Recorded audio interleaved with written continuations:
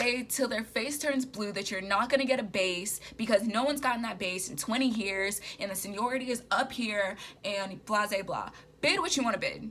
Because you might just be the person that gets Minneapolis when no one's gotten Minneapolis in 21 years. And I'm not saying that's true. That's just an example. But like, people say whatever they want.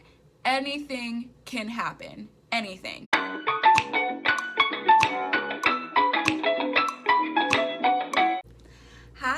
Hey Sky fam, welcome back to my channel. I'm your girl Arrow Rose, and I'm finally gonna do this video because I said I was gonna do it a while ago and I'm sorry, and it's kind of requested. So I'm finally going to go into the 7 aspects that I look at that I used to pick the best base for me and that you can use when you're in training and you're putting in your bid for your base as well. You can also use this even after training because I know multiple people that are in their 2nd and 3rd month on the line and they have been transferred into the bid or transferred into the city base that they want just after being on the line for like a month. So you can still use these things to figure out if you don't like the base that you're at right now, how you can get to a base that you do like, because I think being at a base that you like does make a difference.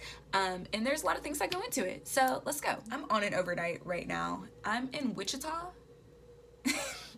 My mom called me and she was like, what state are you in? I was like, I don't know. So when you're in training, you are going to get information provided to you from the company. I don't know if every airline does this, but mine does, that has basically a fact sheet about all of the bases that we have. So there's 2 basically that I looked at in-depthly when I was doing this. When I tell y'all, I think I made 6 drafts of my bid lineup and number 7 was the one I went with. It's not necessarily going to be what you think you want it to be originally. It's okay if you want to literally draft lists. Like I literally had a notepad out. I started over here like in that like column, you know, that's on the side, and I put one by one what I wanted. I knew what I wanted, certain things that I didn't care about, who was going straight to the bottom. I already told y'all I don't like Texas, so Texas was at the bottom. There was things that I had known I wanted, things that I knew I didn't want, and so it was easy to put kind of my top and my bottom, but then it was all the things in the middle that I kind of had to figure out. And so those 2 documents that our company gives, and it's in your EFAD, you receive this all at training, it's all digital, but one shows like the cost of living, what the average price of like an apartment is, what the weather is usually like, things like that, like just what it's like to live there. The other one shows the aircrafts and the carriers that we fly out of each base. If you watched one of my previous videos, I think it was in the Q&A, the first Q&A that I did, someone asked like, do you only fly one carrier? There are some bases that only have one carrier. Now, if you just really love that carrier, if you want to go mainline one day and you want to be like, oh, well, I worked 100% on your planes when I worked at a regional, if that's your game plan, then sure. I knew I wanted to work for one carrier more than others in particular, and so that did become a factor for me to look at, but let me go into this for you. So number 1 is livability. So I don't know if that's a word, but we're gonna say it's a word today.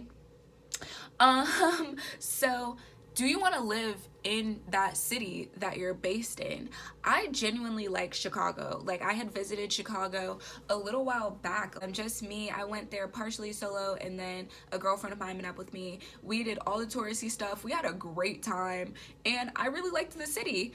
I also live on the East Coast. I am not a West Coast girl. Y'all can have it. I'm an East Coast girl to the day I die. So I had to be as close to the East Coast as possible. Our actual East Coast bases closed down before I went into training, and so hopefully one day they'll open back up, and I promise if I'm still here, I'm transferring. For now, I want it to be as east as possible without being in Texas. So I know all the Texans are gonna come for me. But it's cool. while I was in training, there was a letter that went out and it stated what bases they were growing, okay? And we even get like regular reports on how many hours people are averaging at certain bases. Look into all of this, see if there's any updated information before you make your final bid, because you only have one chance, one opportunity to put that bid in, okay? So, livability, if you actually enjoy living in that city. I knew I wouldn't necessarily enjoy living in Dallas or in Phoenix. I thought I might like Seattle, and I had a girlfriend in Seattle, and I reached out to her. I asked her, do you need a car there? What's rent like? What's, you know, community like? And I've visited Seattle before on a trip, just, you know, to go, and I thought it was decent, but I didn't know if I would enjoy living out there. So if you know someone living in the city that there's a base, even like I don't really know about Cali, so everything outside of LA I had no clue about, but there was a lot of people in my class that were from Cali, not just LA, and so they were able to kind of shed some light on me about certain areas, about cost and things like that. So number one is livability. If you actually see yourself living in that city and enjoying it. Number two is aircrafts. This is in no particular order, by the way. When I say aircrafts, we have 4 aircrafts that we fly on within my company. Some carriers have all of them, some have just some of the aircrafts that we fly in our fleet. But if you know you do not want to fly on a 200 whatsoever, because you never want to be the only flight attendant on the aircraft, which I promise y'all it's not that bad. I actually do not mind 200s. The layovers are okay. But the aircraft itself and working on a 200 honestly isn't bad. You know you don't want to work a 200, or you know you don't want to work a 175, or you know you really do want to work 200s, or you really do want to work ERJ 175s. Certain bases have certain fleets. So for instance, there is a base in Texas that only holds 1 carrier, and I believe it doesn't fly ERJs. So if you know you want to fly ERJs, which is our largest aircraft within my company, the best layovers, the biggest cities type thing, you know, so if you know you want to be on that aircraft and you want to fly the carriers that we fly with that have those aircrafts in our fleet, which is only 2, maybe 3 out of the 4, then you want to keep that in mind. I knew that I did want to fly on the ERJ, so that was something that I kept in mind. So if there were bases that did not have ERJs in their fleet at all, those went towards the bottom of my list. So 2 is aircrafts. Thank you so much for over 600 subscribers. I really appreciate it. I'm trying to hit 1,000 by my 6-month mark. Please, if my videos have given you any helpful information, if you enjoy it, if I make you laugh, y'all, just give me a like, a subscribe, hit that notification bell, and I really appreciate it. Number 3 is carrier. So if you know, like I was saying before, if you know you want to transition to mainline at some point, or you just despise some airline for whatever reason because you had a terrible trip with them when you were like 3 years old, I don't know, then you can avoid certain carriers. So in Chicago, we fly 3 out of the 4 carriers. If you go super West Coast, then you might not fly Delta per se, and if you're super East Coast, then you might not fly Alaska per se. So if you know there's an airline that you really want to fly on their aircrafts, then that is something to keep in mind. So there was one particular carrier that I would prefer to fly more than others, and so those bases that actually had that carrier went towards the top of my list, and bases that didn't fly that carrier at all went to the bottom of my list. Okay? Number 4 is flying time, and what I mean by this is like how much flights you're actually getting, like how often are you really flying. So being in Chicago, I have had a decent amount of flying time. I've flown consistently as long as I've been on reserve. And even for next week, like I already have a 4-day put on me for next week, and that's probably like 5 days in advance. You want to make sure you know how many flights are actually averaging out of that base, so you know if you're really low on the seniority if you're going to be flying, or if you're going to be high on the seniority if you're going to be flying. You just want to know that if you want to break guarantee, you have the ability to, because you are granted your minimum. But if you want to break guarantee, if you want to fly often, if you really love doing this like I do, even though I don't pick up shifts, but I do love doing it, then you want to know that you're getting in enough flying time, that you're not just sitting on reserve, but you're actually getting trips. That's something to keep in mind. Okay, 5, is that 5? 1, 2, 3, 4, 5, yes, is cost of living. If you plan on completely relocating, which is advised, because y'all stay in my comments and my DMs and talking about commuting, and I kind of feel bad because they always like frown upon commuting as a new hire, but y'all know my situation. So one day, I don't know, maybe when my lease is over, but like I still have a lease where I live, so it's like, I don't know. Anyways, that was like a tangent, but cost of living is something to think about. Think about what we get paid, y'all. I mean, there might be some really nice low income homes because we fall into that category, I'm pretty sure. I haven't really looked, but I think some people in my group chat was talking about it in my class. So it's something to think about. But cost of living, especially if you don't have extra help, support from a spouse, family, anything like that, I would definitely say look at the cost of living if you completely plan on uprooting and relocating. I feel like the chart that we had that talked about like average rent costs was maybe a little bit outdated, because I was looking at some of the prices and I was like, that looks a little too good to be true. But at the same time, I'm based in Chicago. It can be very expensive there, and I know that's maybe why some people steered away from it, but I also have looked at rooms and apartments because yeah, and some of those are decent rents when it's split between like 3 people, or someone's like just looking for a roommate. So there are alternatives, there are options. But even thinking about if you need your car there, thinking about the cost of gas there, thinking about your groceries there, thinking about you know, how much you'd be spending in transportation, whether that's lifts, trains, buses, car, you know, thinking about all of that. Cost of living is something to think about if you plan on completely uproot. But like I said, I've been able to find things that are in my budget, and I feel like you could honestly do that anywhere. And like I said, if you have support from somewhere else, that it's not just your paycheck you're depending on from here, you have a side hustle, you have something, then that might be something to think about, okay? Number 6 is your ability to commute. I've gotten so many questions about this. Someone asked me if there's an app that I use to figure out how I can commute, and no, if there is an app, I don't know it. Maybe we should create it, y'all. I don't know. But I wish I did more research into how well I can commute while I was in training, before I made my bid. Although it hasn't been difficult for me to commute, I think it is something to really contemplate if you know dead set you are not moving.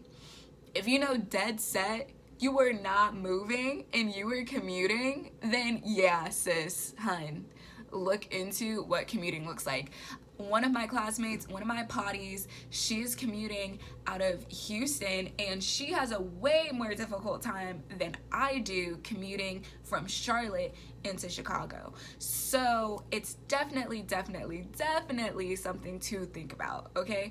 There are other options like Zed. I met a new hire in the crew lounge just a few days ago. She was going to do her IOE, and she was saying she ended up having to buy a ticket because she spent like 3 days trying to non-rev and couldn't make it in. So, and she was coming out of LA, I think, to Chicago. And so y'all don't want that problem, like, especially not starting out. Like, that's why they tell you don't commute in the beginning, because we don't really know how to finesse it as well, I think, is one thing. Although I feel like I'm finessing pretty well.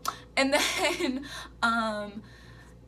we don't want, like, if we're on AM reserve like I am, and you need to be there at 4 a.m. and you know, don't get there, and then you get a call at 4 and you live 2 hours away, then you're a little SOL. So it is something to keep in mind, your ability to commute.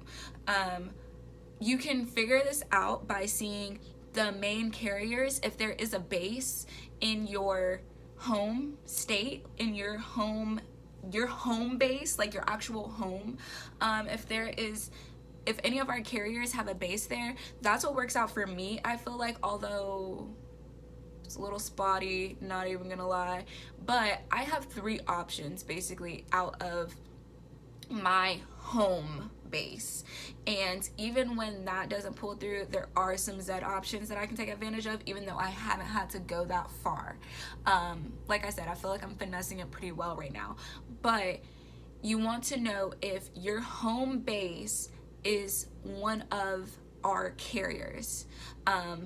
That can make it a little bit easier, but remember, when you're first starting out, we are regional, mainline. Some airlines, the priority list for standby is based off of seniority, a combination of, like, solely seniority. Some of it is based off of a combination of seniority and check-in time, like if you're the first person to check in. That all depends, and that's even things that you have to figure out, is like how standby works. If you've never done it, which I had never done standby before becoming a flight attendant, and so it's something that I kind of had to figure out. It's not that hard to figure out, but it's learning how to play with it and learning how to read it is the big thing. And maybe if I can figure out how to teach y'all how to read like priority and standby lists, I'll try to do that if that's something y'all want. But looking at the numbers, knowing the likelihood of you being able to get on the flight, knowing that it might be fully packed, it might be a full flight, but you might still get on if you can or cannot jump seat. Those are all things that you have to keep in mind when you think about your ability to commute. Travel is ramping up. I know some people commuting are having a really hard time right now, especially getting into Chicago. So it is absolutely something to keep in mind. The last thing is seniority and ability to get a line. So there are senior bases and junior bases. The best way to explain this is, senior bases are where there's people with really high seniority and it's difficult to get a line because either the line target, which is like how many people are allotted a line, or even like a composite. And a composite is, I'm sorry if I'm throwing a whole bunch of stuff at y'all, a composite is like when you have some reserve days and some trips already placed on your schedule, like you're a line holder. That would be a composite. Sometimes in some bases it's harder to get a line, like in LA, or a lot of the California bases, in Salt Lake, which is one of our oldest bases. And so there's people that have been here for years and years and years that are still flying, and they're in Salt Lake and they have very, very high seniority. And unless they're just sending a bunch of people there, which is basically what they're doing to Chicago, it's gonna be hard for you to get a line. Right now, I've been talking to people that are in Chicago that are on 3 and 4 years of being on reserve. And if that's not something you want, that's something to think about when you're creating your bid, and just something to think about periodically as you're working, so that if you think like, man, I just really want a line, you can maybe chase the line, like go to Minnie or go to Denver, or go to Detroit. Like you might have a better chance at another base of having a line than you might in Chicago or Houston or Salt Lake. It's really just, it's true. You can also look at your seniority list in Swole. Like for my company, you can look up the seniority list at each base and see where you fall. Since working, I'm coming up on, I think, my 5-month anniversary type for my hire date. And so now I'm starting to see people on the standby list that have been hired after me. Now I'm starting to see my seniority go up. Now I'm starting to see me get closer to a line target, which your girl wants. And so that's all things to keep in mind, is if you really want to line, if you can deal with reserve life for years and years and years. Mind you, a lot of people that are in 3 and 4 years of reserve life now may have experienced it because they were going to be hitting their 1 year or 2 year anniversary when COVID hit. And that is what delayed them from getting a line. I do know there was some people that got a line like the month before COVID hit and then lost it, and they just got it back this month because, like I said, the line target did increase because of how many people they are sending there. So I think right now I'm like 101 people away from getting a line, which, y'all, isn't bad because they're just popping out classes left and right, and I'm happy y'all are coming because y'all are raising my seniority. But yeah, that's something to absolutely keep in mind is, do you want to line? Do you want to gain seniority? Are you willing to live on reserve life? And how long, how many years are you willing to live on reserve life? Because it's okay, but I would love a line. Not even gonna lie to y'all. So hopefully, hey, if it could happen within a year, how they're pushing y'all out, that'd be great. Y'all come to Chicago. It's a fun base, y'all. It's a fun base. It's a fun place to live. We have good trips. We have cool, crew. I'm there. So let's fly together, y'all. Yeah, so just to go through all those, again, it's 7 things to keep in mind. So like I said, I did draft list, y'all. So I was like, okay, I knew I wanted Chicago. Chicago was my number 1 and I got it. So every draft that I put Chicago number 1. There was just cities I knew I wasn't gonna live in. Like I think like Tucson and like Phoenix. Those ones that I knew that didn't fly ERJs, bottom. Cities I just did not want to live in, bottom. Cities that didn't fly the carriers that I wanted to fly at all, bottom. And then at the top, like my top 5, even my top 5 changed a little bit from draft 1 to the completed what I wanted number 7 bid.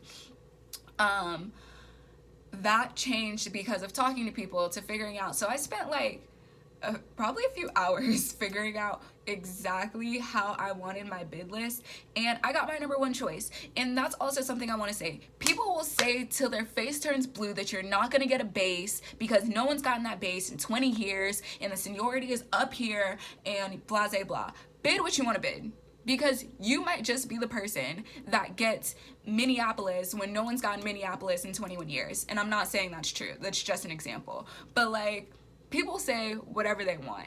Anything can happen. Anything. Put down what you want. If you are like, oh, I want Detroit, but I don't think I'll get it, put it there, because it's not stopping you from getting what your second choice is or your third choice is. Put down what you want, and you might be surprised. You might get what you want, okay?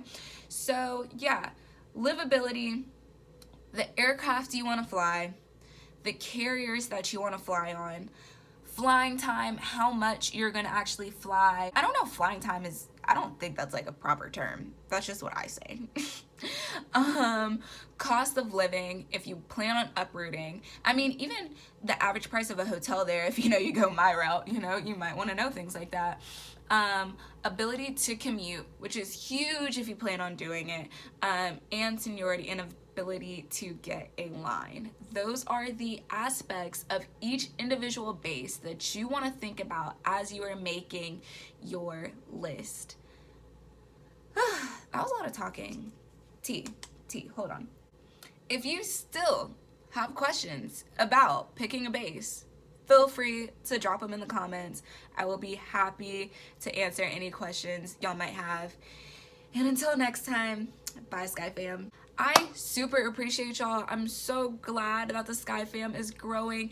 By this time, I have reached over 600 subscribers, and I really thank y'all for that. I really want to hit 1,000 by my 6-month mark, so I'm gonna keep pushing out videos to y'all, hopefully that y'all find useful. And I really just hope y'all hit the like, subscribe, and bell on my videos so you know whenever I upload, because I'm just here to help y'all. We're fam. We're the Sky Fam, y'all. So, you know, we're in this together. Any questions at all, leave them in the comments. See y'all.